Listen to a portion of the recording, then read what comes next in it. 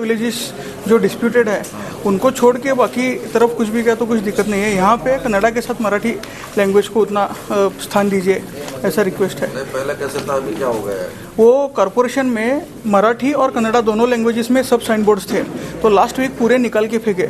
और जो व्हीकल है महापौर का, उसके ऊपर की भी पूरा निकाल के खाली एक ही लैंग्वेज में नंबर भी कन्नड़ा लैंग्वेज में डाले। तो गवर्नमेंट का आदेश आ गया है?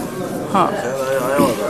तो ये सर लिंग्विस्टिक माइनॉरिटी के चीफ सेक्रेटरी आए थे ना, तो उन शिव कुमार आए थे, उनसे मीटिंग हुई थी। उन्होंने गाइडलाइंस दिए थे, रिटर्न गाइडलाइंस कॉरपोरेशन को और डीसी को, कन्नड़ा के साथ इन हमारे जो माइनॉरिटी राइट्स है उसके हिसाब से हमको मराठी में सब डॉक्यूमेंटेशन दीजिए बोल के। मैं देखता हूँ, मुझे पता नहीं है जी, देखता हूँ, डीसी की बात करता हूँ,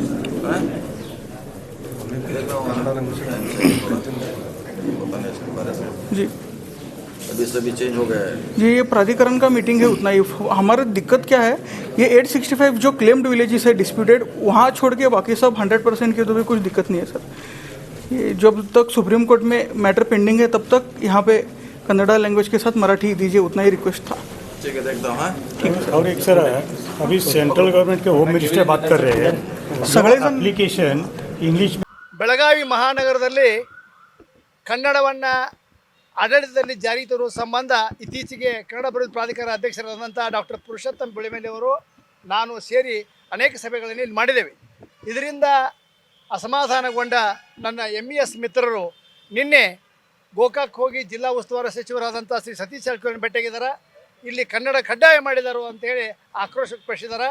ಅವರು ಮನವಿ ತೊಗೊಂಡಿದ್ದಾರೆ.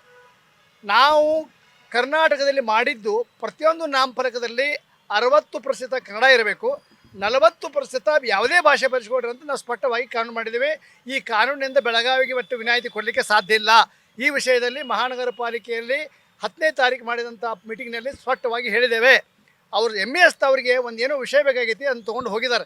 ಗೋಕಾಕ್ ಹೋಗಿ ಅವರು ಜಿಲ್ಲಾ ಉಸ್ತುವಾರಿ ಸಚಿವರನ್ನ ಭೇಟಿಯಾಗಿದ್ದಕ್ಕೆ ನಮ್ಗೆ ಆಕ್ಷೇಪ ಇಲ್ಲ. ಆದರೆ ಕರ್ನಾಟಕ ಸರ್ಕಾರದ ಭಾಷಾ ನೀತಿ ಬೆಳಗಾವಿಗೆ ಅಷ್ಟೇ ಬದಲಾಗಕ್ಕೆ ಸಾಧ್ಯ ಇಲ್ಲ. ನಾವು ಬೆಳಗಾವಿ ಬದಲಾಗಿ ಬಿಡೋದೂ ಇಲ್ಲ. ಯಾಕಂದರೆ ಮಹಾರಾಷ್ಟ್ರದೊಳಗೆ ಜತ್ ತಕ್ಕಲ್ಕೋಟೆ ಸೋಲಾಪುರಕ್ಕೆ ಯಾರಾದರೂ ಹೋಗಿ ನೋಡಿದ್ರೆ ಅವರೇ MESನ ನೋಡಿ ಬರಲಿ. ಅಲ್ಲಿ ಸಂಪೂರ್ಣ ಮರಾಠಿಯಾಗಿ ಬರೆಸ್ಬೇಕಂತ ಅವರು ಕಾನೂನು ಮಾಡಿದ್ದಾರೆ. ಕನ್ನಡಕ್ಕೆ ಒಂದು ಇಂಚು ಅಲ್ಲಿ ಜಾಗ ಇಲ್ಲ. ಆದರೆ ನಾವು ಕರ್ನಾಟಕದಲ್ಲಿ ಏನು ಮಾಡಿದ್ವಿ, 60% ಕನ್ನಡ ಮಾಡಿರಿ, 40% ಬರೀ ಅಂತೇಳಿ ಈ ವಿಷಯವನ್ನು ಚಾಲೆಂಜ್ ಮಾಡಿ ಹೈಕೋರ್ಟ್ಗೆ ಹೋಗಿ ಒಂದು ಸಂಸ್ಥೆಯವರು ಹೋಗಿದ್ರು ಬೆಂಗಳೂರಾಗ. ಹೈಕೋರ್ಟಿನ ನ್ಯಾಯಮೂರ್ತಿಗಳು ಓವರಾಲ್ ಆಗಿ ಅಬ್ಸರ್ವ್ ಮಾಡಿದರು. ಕರ್ನಾಟಕದಲ್ಲಿ ಬದುಕಿರಿ, ಕರ್ನಾಟಕದಲ್ಲಿ ಬಿಸ್ನೆಸ್ ಮಾಡ್ತೀರಿ, ನಿಮಗೆ ಬರೆಸಲಿಕ್ಕೆ ಏನಾಗಿದೆ ಅಂತ ಅವರು ಓಪನ್ ಆಗಿ ಜಾಡಿಸಿದಾಗ ಆ ಒಂದು ಪ್ರಕರಣ ಅಲ್ಲಿಗೆ ನಿಂತಿದೆ ಈಗ. ಆದ್ದರಿಂದ ಇವತ್ತು MES ಮಿತ್ರರನ್ನು ಅರ್ಥ ಮಾಡ್ಕೋಬೇಕು. ಮಹಾರಾಷ್ಟ್ರದ ಜತ್ ತಕ್ಕಲ್ಕೋಟೆ ಸೋಲಾಪುರದೊಳಗೆ ಪೂರ್ಣ ಮರಾಠಿ ಬರೆಸ್ತಾರೆ, ಆದರೆ ಬೆಳಗಾವಿ ಗಡಿ ಭಾಗದಲ್ಲೇ ಪೂರ್ಣ ಮರಾಠಿ ಕನ್ನಡ ಅಂದಿಲ್ಲ ನಾವು.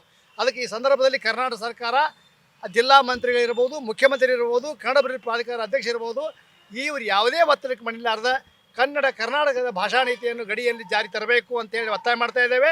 ನಾವು ಜಾರಿ ತರಲಿಕ್ಕೆ ಕನ್ನಡ ಹೋರಾಟಗಾರರು ಬದ್ಧದೀವಂತೂ ಈ ಸಂದರ್ಭದಲ್ಲಿ ಹೇಳಿ ಬಯಸ್ತಾ ಇದ್ದೇನೆ.